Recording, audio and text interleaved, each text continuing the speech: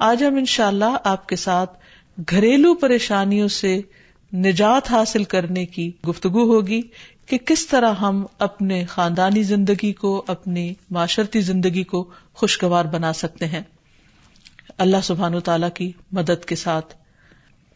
جہاں تک گھریلو پریشانیوں کا تعلق ہے تو اس میں ہم دیکھتے ہیں کہ ہر گھر کے اندر کوئی نہ کوئی چیز ایسی ہو جاتی ہے کہ جس سے باہمی تعلقات میں بدمزگی پیدا ہو جاتی ہے۔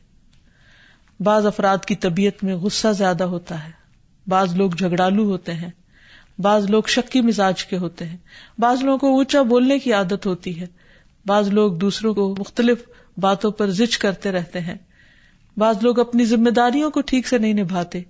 تو یہ تمام چیزیں صرف نہ یہ کہ ایسے انسان کو خود بلکہ اس کے آس پاس رہنے والوں کو اذیت میں مبتلا کر دیتی۔ اب اس میں انسان بعضوں کو سمجھانے سے بھی کام لیتا ہے، دوسروں سے بھی مدد لیتا ہے، لیکن پھر بھی مسئلہ حل نہیں ہوتا۔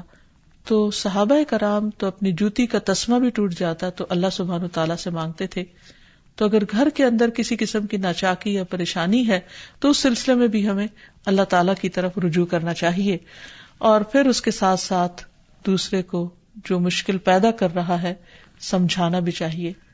جہاں تک لڑائی جھگڑے کا تعلق ہے تو اسے منافقت کی علامت بتایا گیا۔ آپ صلی اللہ علیہ وسلم نے فرمایا کہ منافق کی 4 علامتیں ہیں، ان میں سے ایک بات کرے تو جھوٹ بولے، وعدہ خلافی کرے، امانت میں خیانت کرے، اور جب وہ جھگڑا کرے تو گالی دے، یعنی جھگڑتا بھی ہے اور گالی بھی دیتا ہے۔ نبی صلی اللہ علیہ وسلم نے یہ بھی فرمایا کہ اللہ کو سب سے زیادہ ناپسند آدمی وہ ہے جو بہت جھگڑالو ہے، یعنی اللہ تعالیٰ ایسے شخص سے محبت نہیں کرتے۔ اس لیے اگر آپ کسی سے بات کر رہے ہو تو اس کی بات توجہ سے سن لے، چھوٹی چھوٹی باتوں پر جھگڑنا اور دوسرے کے ساتھ بد اخلاقی سے پیش آنا یہ درست نہیں۔ پھر اسی طرح مومن جو ہے وہ کبھی بد اخلاق نہیں ہوتا، اور بد اخلاقی پھر منافقت کی علامت ہے۔ رسول اللہ صلی اللہ علیہ وسلم نے فرمایا، تمہارے یہ نسب نامے کسی کے لیے گالی کا سبب نہیں ہے، تم سب آدم کی اولاد ہو، ایک دوسرے کے قریب ہو، دین یا عمل صالح کے علاوہ کسی وجہ سے کسی کو کسی پر کوئی فضیلت نہیں۔ آدمی کے برا ہونے کے لیے یہی کافی ہے کہ وہ فحش گو ہو، بد کلام ہو، بخیل ہو اور بزدل ہو۔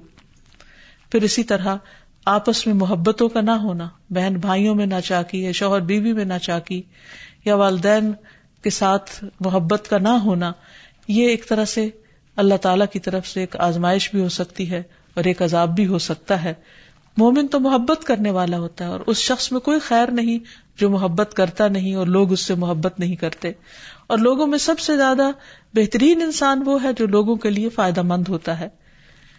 تو اس لیے بہت ضروری ہے کہ خاندان کے اندر باہم محبت پائی جائے۔ گھریلو زندگی خوبصورت ہو جاتی ہے اگر آپس میں ایک دوسرے سے پیار، محبت اور ہمدردی کے جذبات پائے جاتے ہیں۔ پھر اسی طرح بعض اوقات گھریلو زندگی میں بدگمانیاں بہت تکلیف دیتی ہیں، یا گھر کے کچھ افراد سنی سنائی باتوں پر یقین کرتے ہوئے دوسروں کے خلاف بدگمانی پال لیتے ہیں، تو اس سے بھی پرہیز کرنے کی ضرورت ہے۔ اسی طرح گھریلو پریشانیوں میں گھر کا تنگ ہونا بھی ایک عذاب کی شکل ہے۔ اس لیے نبی صلی اللہ علیہ وسلم نے ہر وضو کرنے کے بعد جو دعا سکھائی اس میں خاص طور پر یہ دعا آتی ہے کہ اللہ میرے گھر میں وسعت پیدا کر دے، یعنی ایک تو دلوں میں وسعت ہو اور دوسرا یہ ہے کہ جگہ بھی کشادہ ہو۔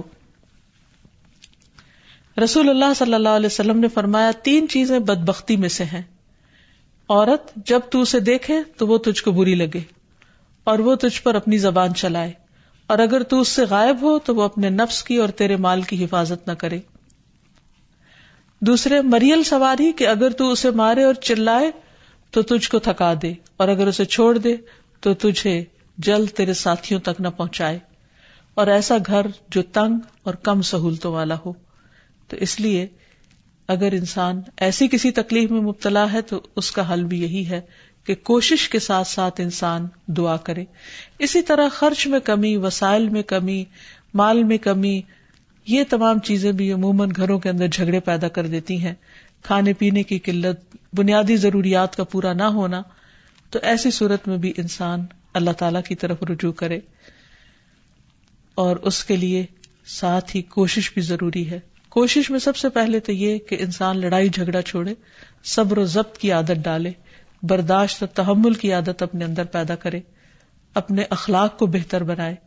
ایک حدیث کے مطابق اللہ سبحانہ وتعالی جب کسی گھرانے پر خیر و برکت نازل فرمانا چاہتے ہیں تو اس گھر والوں کے اندر نرمی پیدا کر دیتے ہیں۔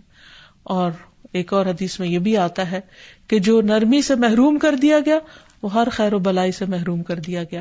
تو اس لیے گھر کے ہر فرد کو اپنے اپنے رویے پر غور کرتے ہوئے اپنے اخلاق کی اصلاح کرنے کی ضرورت ہے، اور دوسروں سے توقعات زیادہ رکھنے کی بجائے اپنا طرز عمل اچھا کرنے کی ضرورت ہے۔